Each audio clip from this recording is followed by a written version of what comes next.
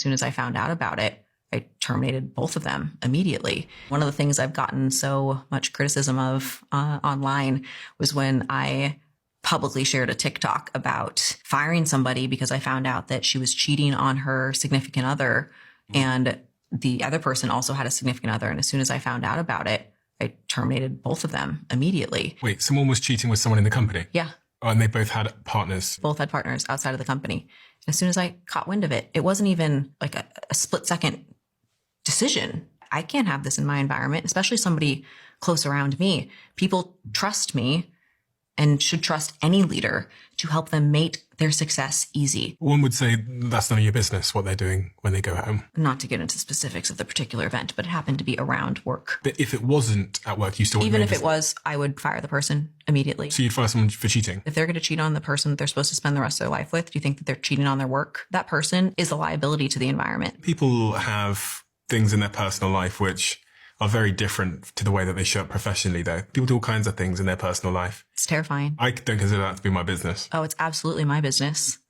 If somebody has a problem in their personal life, they're the same person that shows up to work. Listen, the way that I see it is if I expand the scope of my concerns, I'm going to get fucking nothing done. I don't want... You know what? I agree with her. To be a great leader, people aren't going to like your leadership style. If you're willing to cheat on your spouse, doesn't matter who with. If you're willing to cheat on your spouse, you're going to cheat at work. You have no morals. If you're willing to cheat on the person that's been with you through thick and thin and loves you and you got married under God, if you're willing to cheat on that person, I can't trust you. You can't work for me. You got to have morals. Yeah, it is your concern because if they cheating and they focusing on their wife and focusing on their side piece and then they trying to focus on work, something's going to give. And usually it's the work. And then the worst case scenario is going to make it is they cheating both at work, from work. Now they both being distracted. Now you guys both messing with my money. If you messing with my money, I got to let you go. Cheating and not focusing on your responsibilities and not focusing on the responsibilities at work, I got to let you go. Not judging. I just can't have that because I know that's a division of your attention. But would you trust somebody that cheated with your business, to run your business, to do vital things for your business? I would say no. I wouldn't. I would keep them away. Because if you're willing to cheat on your spouse, you're willing to cheat in the business world. You're willing to do whatever it takes to win and not get caught. So I don't think this is overstepping at all. Look, when you join a company, I know people don't want to hear this, but you do become family. I have to care about some level about you because I want you to be efficient and I want you to be successful. So if somebody's cheating and their focus is on not getting caught, their focus is on the other person, and the focus is not on work. You have to be able to focus on work at all times. If you can't, then don't work here. See, when you are working for a business that's a successful business, an efficient business, they take stuff like that seriously. You may go to another job, they don't care because you're just a cog in the wheel. You're just there. I need you to do this small task and over and over again. I could replace you if I wanted to, but just do that and you're good. But if you're supposed to be a person that's driving success and you have a vital role in the company, no, look at the guy that got caught cheating. The CEO got cheating at the baseball game. I believe he got fired or let go or relieved or one of those things. It's because if you're the CEO, you're setting the culture of this is okay. So now we have a culture of the guy at the top is not being efficient, not being honorable, doesn't have any morals. Your company can tank because of your CEO doing stuff like that. So yes, absolutely. You should be in their business like that if they know they're cheating on the person that they got married to. That's tough. Having a relationship, an open relationship with somebody else, yeah, I will let them go too. Oh, well, you judge it. I'm not judging. I can say I'm judging. I just want people with morals around me. Like-minded people stick together. You guys are like-minded. You guys stick together and you will succeed together. But if you're doing this, and you're being sneaky and you messing with this girl and you got a whole family at home, I can't respect that. Got to have morals. I think we just got to bring back morals. I think we're too loosey-goosey with everything. in life, period. Everybody's just loose. It's like, oh, it's okay. You cheat on your wife or you cheat on your husband. It's okay. Independence, yeah. Yeah, you just, yeah, this, nah. That's just telling me that you're not willing to work through the hard times because relationship is hard. There be some times you might not have sex. It might be some times where you don't have this or that. Maybe some times that you not being successful or she is. A lot of times, but it's all about sticking together. So as a say I'm a CEO and I'm looking at you, if you're not willing to stick it through your with your wife through tough times, I know you ain't gonna stick it with me through tough times.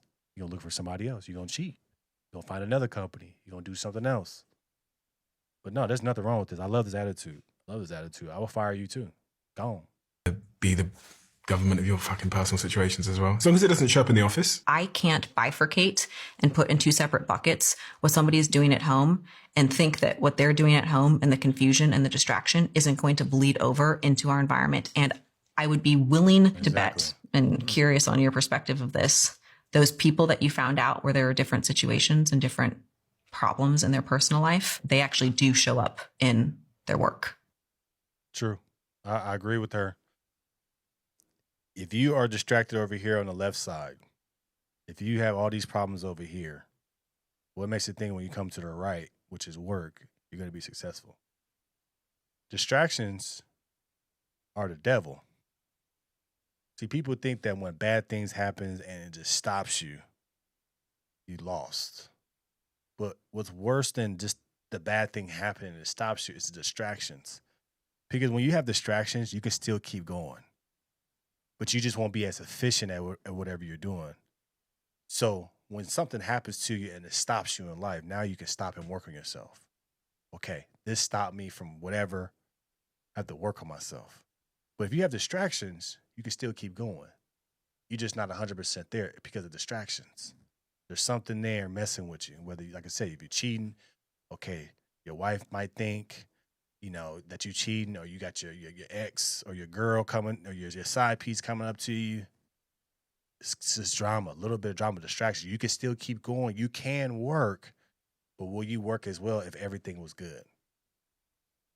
So that's why I say you're not really going to grow until it stops. You get fired. I lost my job. Now I have to work on this and get this all cleared up before I start something new, because I can't be efficient and be successful if I got all these distractions. Distractions are the worst thing that a person can have, because it gives you a facade and gives you an illusion that, yeah, I can keep going. I'll figure it out as I go. But the distractions are holding you back even further, because you start to get more and more focused on the distractions. It's just like if you're working and you got the TV on. You can work, but there's going to be times you're going to glance over to the TV. It's always going to be time. Or if your phone, right? You're working and you're on social media. You're going to be working. But there's going to be times you're going to be glancing on that phone. Glancing at that phone.